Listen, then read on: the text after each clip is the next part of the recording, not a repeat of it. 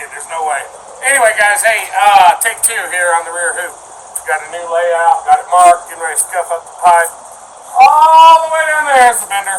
So, not cutting it off this time. I cannot afford to cut it off and make two mistakes. Taking this far is 149 3/4 that I have to use.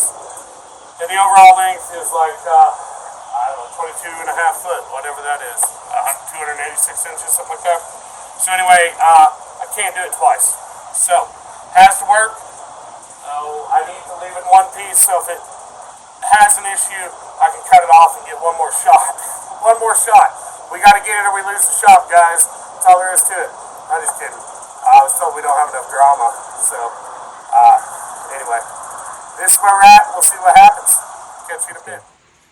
Hey guys, Redbeard here. I got Koo. You can't see Koo. He's working the camera. Hey, there's Koo. Anyway, look, guys. So to help you with this little block, Rope Fab actually makes a little angle block thing that locks on now. But when I first used the bender, like 4 years ago when I started doing it, I couldn't find anything.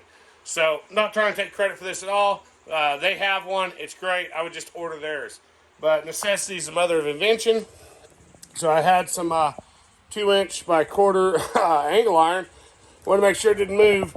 Anyway, I just took a muffler clamp and put it around there. It'll work on 1 3/4 or 1.5" tube. It's pretty simple. I mean, really crude actually. But as you can see here, I used some high-tech 3/8 nuts for spacers under my 5/16 nuts. You know, that's the kind of stuff you do when you're overthinking it. But anyway, it's been a good little tool. We're going to use it today. So I'm going to turn this on. I don't need it yet. We're going to do a first bend without any rotation, obviously. I do have dimples. You see the dimples? I learned real quick you can't rely on Sharpie. It wipes off. So anyway, I dimple all the metal. And if you look right here, guys, it may be hard to see because I did Sharpie over it. And that's just a visual for me to make sure I don't slip. But I line the dimples up just ahead of the block. So there is no right or wrong way to do it. Consistency is key. So when you calibrate the machine to the software, as long as you repeat your steps each time, you're good to go. So it doesn't matter how you choose to mark it, just be consistent. So I'm going to fire this up, and I need to look at my computer because we've been standing around talking too long. Hold on just a second. Let's see here. Fire up the mighty 6" screen Dell here. I am not Matt Russo. That is my good buddy Truck. And I bought the bender and the computer and everything off of him. So anyway, first bend we're going to go to 70 degrees on this one. As you can see the difference between this one and the last one, we have, I've extended the mullet tail here from 9 inches to 13 inches, which gives us 4 more inches between the bends. More than enough to make up for the tight radius there. And also this lines up with some lines on the on waffles that I was trying to duplicate. So I think once this is all tied in, it's going to look good. I think it's probably a better design than the first one. I think I'm morally obligated to say that since I've had to go to this route. So, but anyway, we'll see how it is. So first bend is 270 degrees. It allows for a spring back of roughly 67. It's closer to 3.5, but the machine don't play with halves. So again, guys, learn your machine, work off the machine, and just get a feel for it. That's the whole point. These are just numbers. That's how you interpret them and what you work with. So we're going to go to 70, let it spring back, and then we'll pause the video as I do the rotation and pull it through and set up for the second bend. But here we go, guys. I think we're all good to go. The angle block's on. I'm old and deaf anyway, and I worked around turbine generators too long, and noises bother me, so I put in earplugs for everything. Anyway, if I'd probably been better about it early on, I wouldn't need them as much now. But here we go.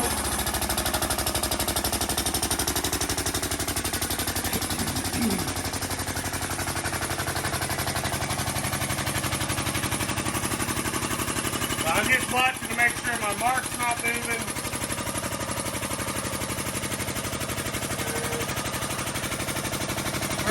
We're good. We're not going to slip. They would have done it by now. So it takes a lot of pressure to bend this tube.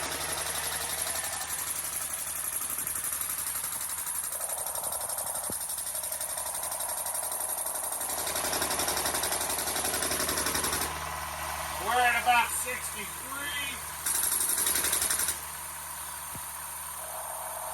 65. 66.3.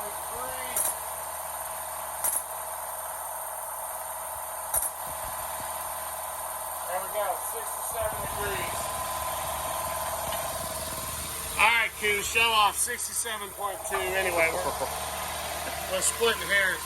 We're going to go ahead and pause this, let the air compressor run. I know you're enjoying the background noise, and then we'll come back in with the next shot once I get set up again. I do use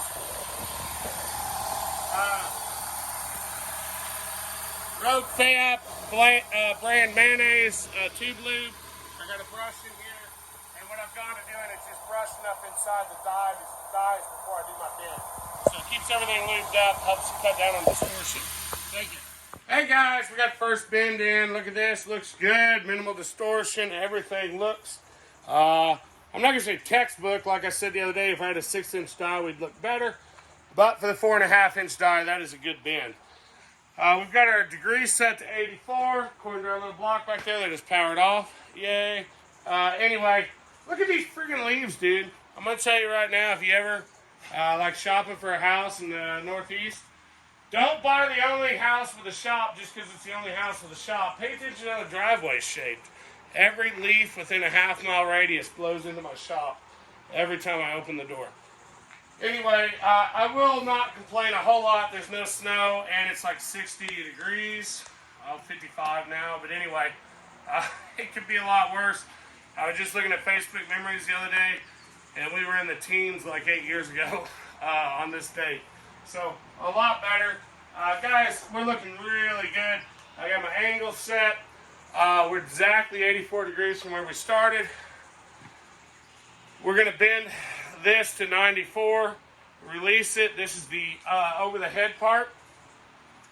And then we're going to roll it through and do another 94-inch bend, or 94-degree bend right here.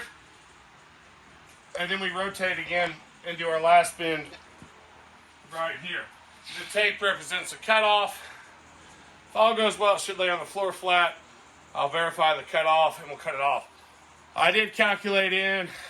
We got roughly 2.5 to 3 inches extra on each leg for fitment, right? And so I may actually, if you remember on Waffles, you got that double B pillar that I told you I couldn't cut out. We may cope into that just a hair and actually lay this bar through it to get the angle we're looking for. I think that's going to look sweet, and I'll seal weld it back in. We shouldn't lose any integrity in that, and we're still at the front B pillar intact.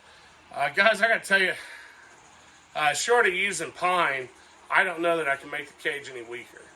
But I'm going to give it a shot. Anyway, guys, we're going to get this going here. We'll do another video. We'll go ahead and pause, so if we need to, we can speed up the action for the actual bend. Alright, guys, time to make the noise. Oh, well, not quite.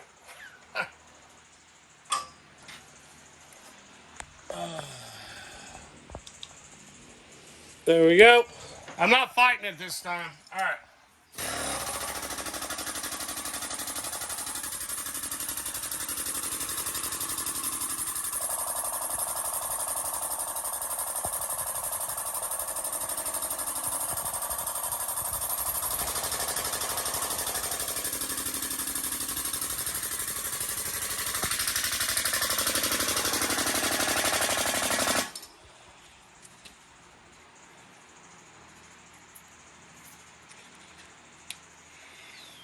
My Duluth hat got a pinhole in it. There we go.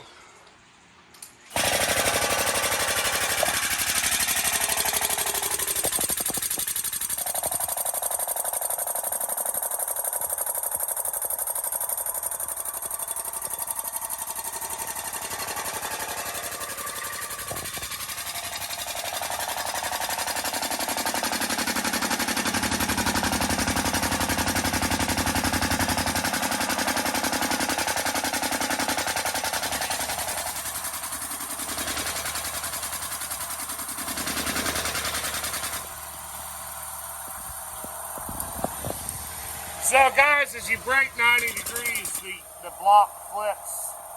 So here we go, we're getting ready to flip. There we go.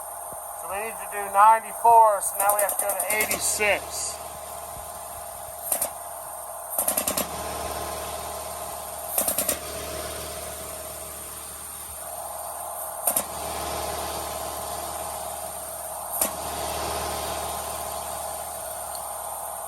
Good enough.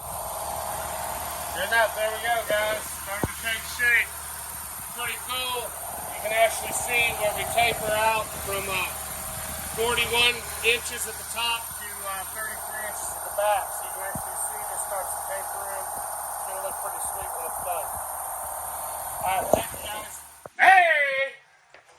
Look, guys, we're making ground. We got our next bin lined up. Would you just look at it? I mean, look at it. Guys, I feel pretty good about this. We're going to have our roughly 13-inch mullet here coming off the back. It's going to be sweet. You'll have to trust me on this. But as you can see here, we're bending in 3D, which is hard to wrap your head around. I'll tell you a little backstory on this. Well, first off, this center line of this front hoop is 41, and the center line of the rear foot is 33. So right here we have 4 inches difference from center line before the bend to center line here, which is kind of crazy. But when I first started using this bender, I don't know if you can tell by the Houston We Have a Problem video, but I don't really always trust the software. I did yesterday and it cost me. And when I first started using the software, it comes with like a paper format where you can learn to bend without the software, right? So what I did was over here on Sammy Mog, I took a piece of 1.5 inch 120 wall welded seam, and I bought it for practice. Well, let's look up here first, kid. So the first thing I bent was this here. I did it out of welded seam, and I did it all by hand calculations, right? And what I did was I wanted to make sure I'd hit all my measurements I had taken, and if I could do the math, I would trust the computer to do the math. It sounds stupid. Believe me, Terminator's not going to catch me off guard. I don't trust him. But anyway, we rely on him. So once this did check out, I felt more comfortable about it. So this is the first bend I actually did with DLM through the bender. And as crazy as this looks, I mean, it's way braced in to the entire exterior from shear plate to shear plate is one continuous bend out of a 24-foot stick. And it comes up and cradles the seats. I was trying to keep this line going. Look, y'all looking at this and whatnot, I understand it's not everybody's look they're going for, but I can't do like Pope mobiles. I can't do square. I can't do conventional. I don't know. It's a sickness. It may kill me someday, but it's what I do. I try to overcompensate with material and stuff. So we got a lot of these taco gussets in here. As you can see, they're wrapped in. This is what got me going, right? Windshield bar design's gonna be very similar on Waffles as to this. The only difference being we're using a factory dash still. I don't agree with that. Zeppelin loves the factory dash, so we're going to leave it. But that complicates things just a hair. I think the factory dash is cool. All right, Q likes factory. I'm outnumbered. But look, guys, I don't know if y'all ever seen this. Look, it glows in the dark too. Captain Redbeard's Off-Road Dojo. Look at that. Team Sammy Mog. And thank Dan Muskoff for that right there. He come up with that logo. It's pretty sweet. If you look, the Amimo represents the portal axle. So anyway, the original design's on the front of the hood here, but it actually had a tire tread for the S and the G. I don't know. Like I said, 13 years ago, it was really something to be putting portals under a Samurai. I guess it's more common now. There's 2 in the U.S. Well, one's coming along, and then I still got the OG right here. But we'll let bygones be bygones there. Team Sammy Mog for the win. We do have our own flag, so we'll plant that at the top of the hill.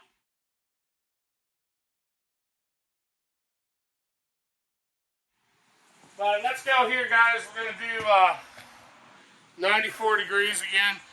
Rotation's the same as last time. So this is the new,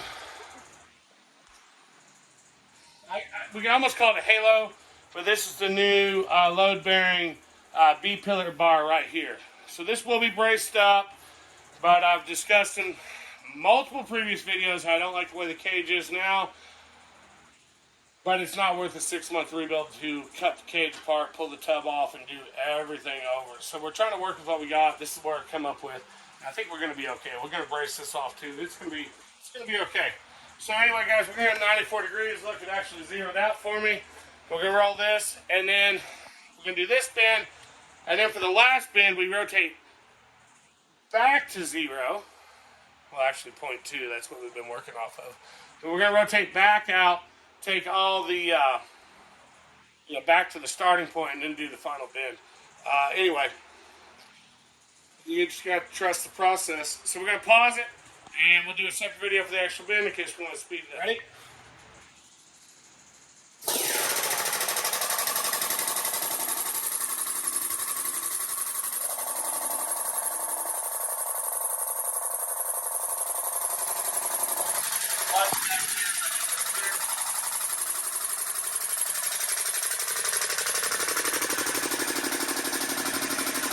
Got Parkinson's.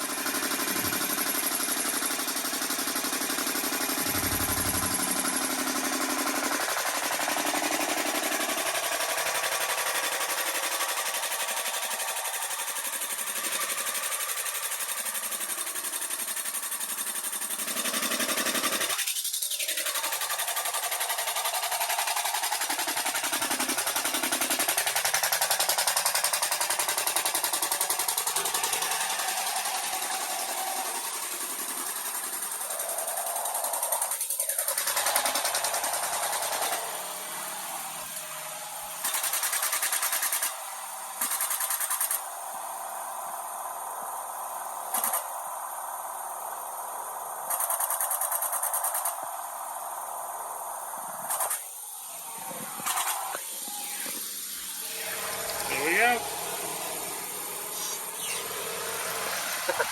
Don't be zooming in, too. Alright, look at this, guys. We got it. Yeah, it's recording. Hey, guys. 71. Last bend. So, here we go.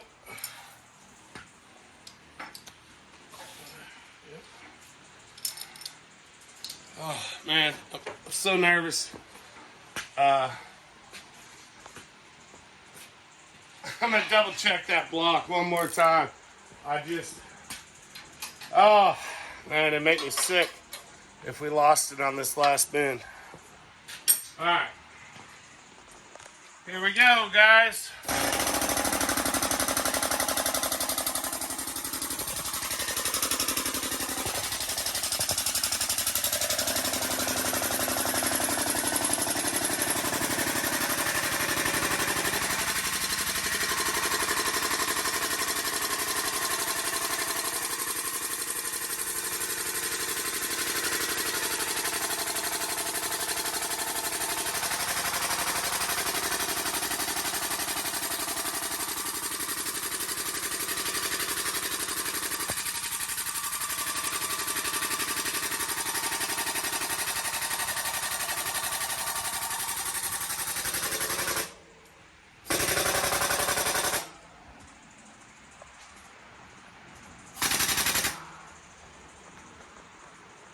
Where we going, 67? 71 was the spring back. That's right, 67's our destination. Yeah.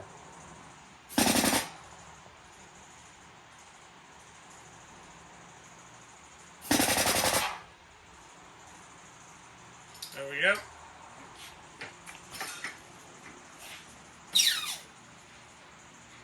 Ha! Look at that.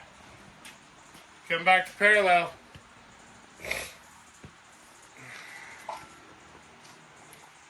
There we go, guys. Hey, quick fact here, a little fun. Before I got the Coleman big air compressor on long-term loan from Scott Kelsel, come over here and look up here in the rafters. I got the dual hot dog air compressor sitting up there in the rafters. I used to run the bender. Anyway, it ran quite a bit, but I did build most of Salmon Bog with that air compressor. So, fun fact, $50 yard sale air compressor built the first roll cage. Anyway, guys, here we go. Next video will be laying on the floor. Thank you. Dun, dun, dun, dun. Anyway, hey guys, it's Q. Look, man, we got her bin up. I'm sure it's not perfect, but man, it is close. And our angle block says that we are 0.2 degrees off level. So guys, if you're working with metal, 0.2 degrees ain't too bad. Well, what do you think, Koo? Came out pretty good. Came out. He gives the walrus of approval there. Yeah. Anyway, Nervous, but I was a little nervous. I ain't gonna lie. But anyway, guys, we'll get this dropped in, and we got ratchet straps, we got welders, we got everything we need. We'll get her squared up. But anyway, that is that's redemption right there. Catch y'all next time.